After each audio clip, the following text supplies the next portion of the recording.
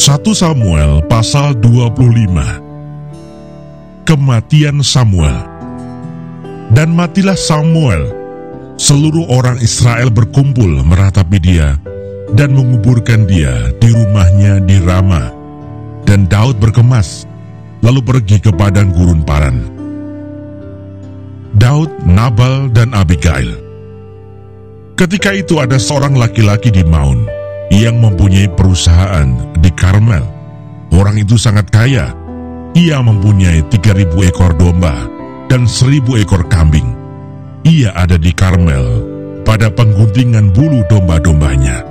Nama orang itu Nabal dan nama istrinya Abigail. Perempuan itu bijak dan cantik, tetapi laki-laki itu kasar dan jahat kelakuannya. Ia seorang keturunan Kaleb.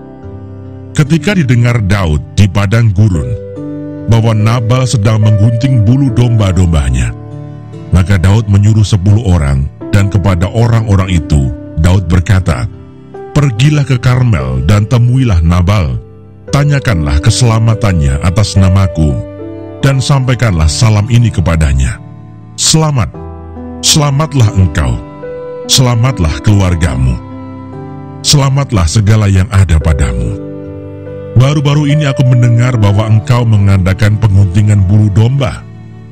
Adapun gembala-gembalamu yang ada dengan kami, tidak kami ganggu, dan tidak ada sesuatu yang hilang daripada mereka selama mereka ada di Karmel. Tanyakanlah kepada orang-orangmu, mereka tentu akan memberitahukan kepadamu.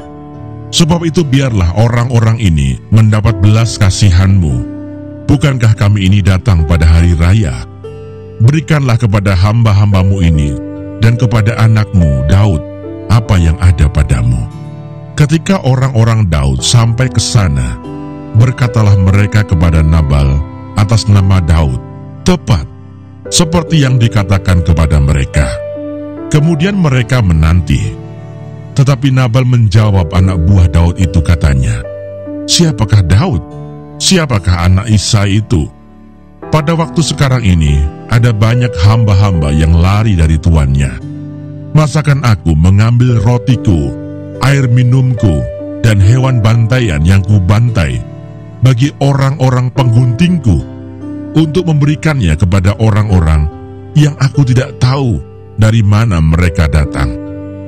Lalu orang-orang Daud itu berbalik pulang, dan setelah sampai, mereka memberitahukan kepadanya tepat seperti yang dikatakan kepada mereka. Kemudian berkatalah Daud kepada orang-orangnya, "Kamu masing-masing sandanglah pedang." Lalu mereka masing-masing menyandang pedangnya. Daud sendiri pun menyandang pedangnya. Sesudah itu kira-kira 400 orang maju mengikuti Daud, sedang 200 orang tinggal menjaga barang-barang.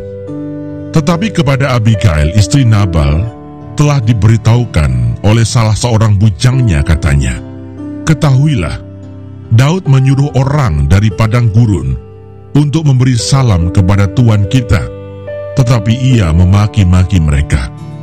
Padahal orang-orang itu sangat baik kepada kami.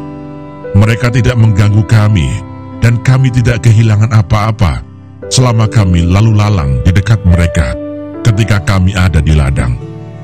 Mereka seperti pagar tembok sekeliling kami siang malam selama kami menggembalakan domba-domba di dekat mereka.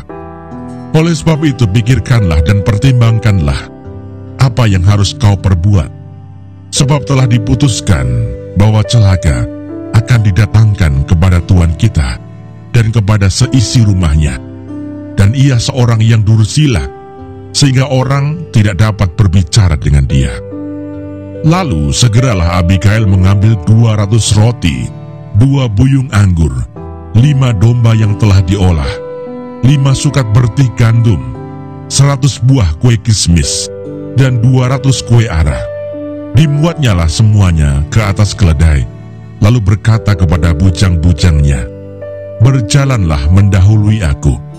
Aku segera menyusul kamu." Tetapi Nabal suaminya tidaklah diberitahunya. Ketika perempuan itu dengan menunggang keledainya turun dengan terlindung oleh gunung, tampaklah Daud dan orang-orangnya turun ke arahnya, dan perempuan itu bertemu dengan mereka. Daud tadinya telah berkata, "Sia-sialah aku melindungi segala kepunyaan orang ini di padang gurun, sehingga tidak ada sesuatu pun yang hilang dari segala kepunyaannya. Ia membalas kebaikanku dengan kejahatan." Beginilah kiranya Allah menghukum Daud. Bahkan lebih lagi daripada itu, jika kutinggalkan hidup sampai pagi seorang laki-laki saja pun dari semua yang ada padanya.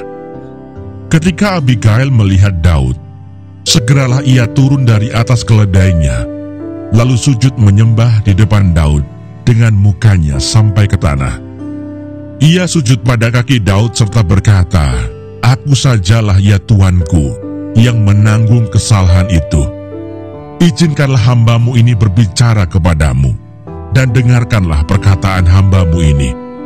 Janganlah kiranya Tuanku mengindahkan Nabal, orang yang dursila itu, sebab seperti namanya, demikianlah ia. Nabal namanya, dan bebal orangnya. Tetapi aku, hambamu ini, tidak melihat orang-orang yang Tuanku suruh.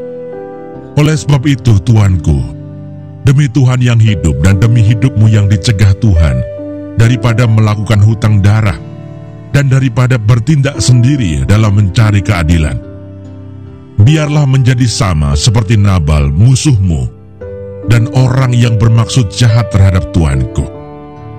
Oleh sebab itu, pemberian yang dibawa kepada Tuanku oleh budakmu ini, biarlah diberikan kepada orang-orang yang mengikuti Tuanku.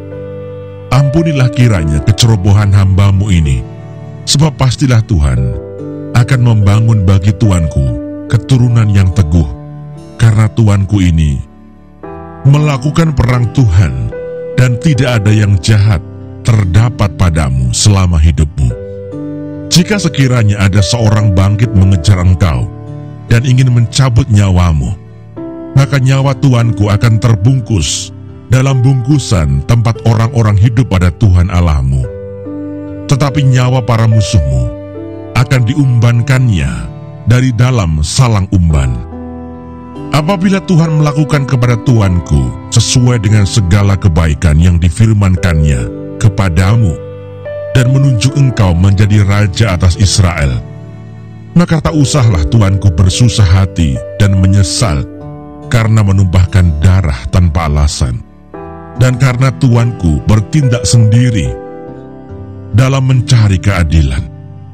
Dan apabila Tuhan berbuat baik kepada Tuanku, ingatlah kepada hambamu ini." Lalu berkatalah Daud kepada Abigail, "Terpujilah Tuhan Allah Israel, yang mengutus engkau menemui aku pada hari ini. Terpujilah kebijakanmu, dan terpujilah engkau sendiri, bahwa engkau pada hari ini menahan aku daripada melakukan hutang darah dan daripada bertindak sendiri dalam mencari keadilan. Tetapi demi Tuhan Allah Israel yang hidup, yang mencegah aku daripada berbuat jahat kepadamu, jika engkau tadinya tidak segera datang menemui aku, pasti tidak akan ada seorang laki-laki pun tinggal hidup pada Nabal sampai fajar menyingsing." Lalu Daud menerima dari perempuan itu apa yang dibawanya untuk dia dan berkata kepadanya, "Pulanglah dengan selamat ke rumahmu. Lihatlah, aku mendengarkan perkataanmu dan menerima permintaanmu dengan baik." Sampailah Abigail kepada Nabal, dan tampaklah Nabal mengadakan perjamuan di rumahnya, seperti perjamuan raja-raja. Nabal riang gembira dan mabuk sekali. Sebab itu, tidaklah diceritakan perempuan itu sepatah kata pun kepadanya, sampai fajar menyingsing. Tetapi pada waktu pagi, ketika sudah hilang mabuk Nabal itu, diceritakanlah kepadanya oleh istrinya segala perkara itu. Lalu terhentilah jantungnya dalam dada, dan ia membatu. Dan kira-kira 10 hari sesudah itu, Tuhan memukul Nabal, sehingga ia mati. Ketika didengar Daud bahwa Nabal telah mati, berkatalah ia, Terpujilah Tuhan yang membela aku dalam perkara penghinaan Nabal terhadap aku, dan yang mencegah hambanya daripada berbuat jahat. Tuhan telah membalikkan kejahatan Nabal ke atas kepalanya sendiri.